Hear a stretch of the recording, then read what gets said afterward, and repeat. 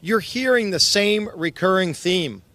Families are struggling under the weight of big government socialism. What Joe Biden and Nancy Pelosi have done the last 2 years to ram through trillions in spending, mountains of heavy regulation, and more big government socialism, it's hurting the lower income families of America. It's costing people jobs. It's making it harder for them to put food on the table. And people are saying enough is enough. And they're losing hope. But the good news is we're providing hope in what the commitment to America represents. We're laying out to the American people a plan, a vision for the future, bold conservative ideas that actually confront these problems that Nancy Pelosi, Joe Biden, and all the other big government socialists here in Washington have done to make things harder for people.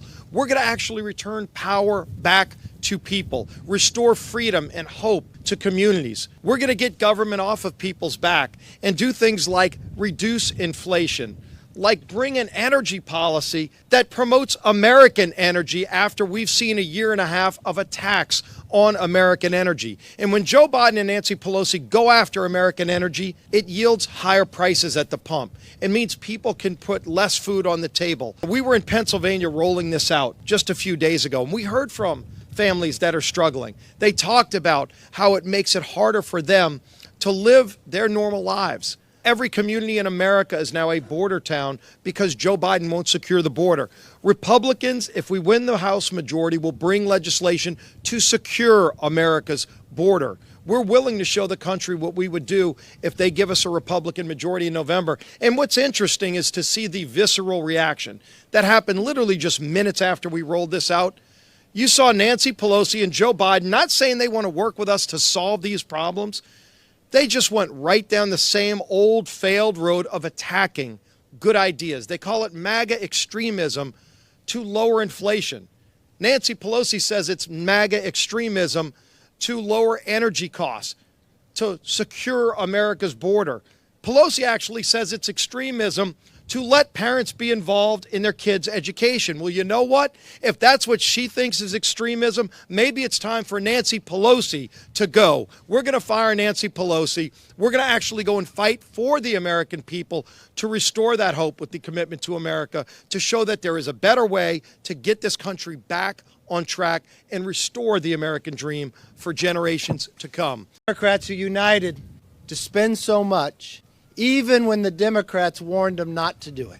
When Larry Summers, former Secretary of Treasury, told them not to spend those $2 trillion that would harm America and create inflation, they went forward anyways. When Steve Ratner, advisor to President Obama, calls it the original sin of inflation.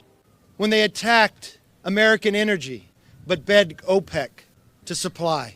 We've watched the price of gas rise. Again, inflation. So what has this one-party rule of Democrats brought us? Higher prices with inflation. My question to every single American, can you afford to give up 1 month wages? An entire month of your wages, could you afford to give it up? Most everyone would say no.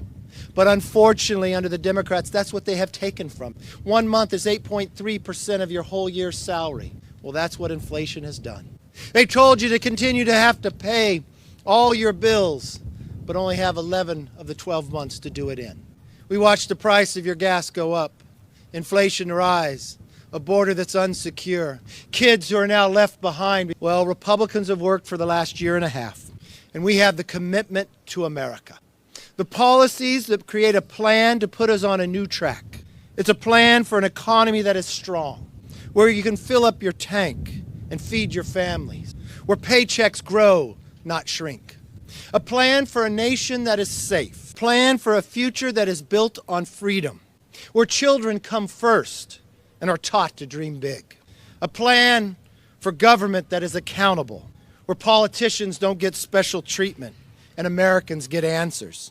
The truth is, we simply cannot afford 2 more years of Democrat control.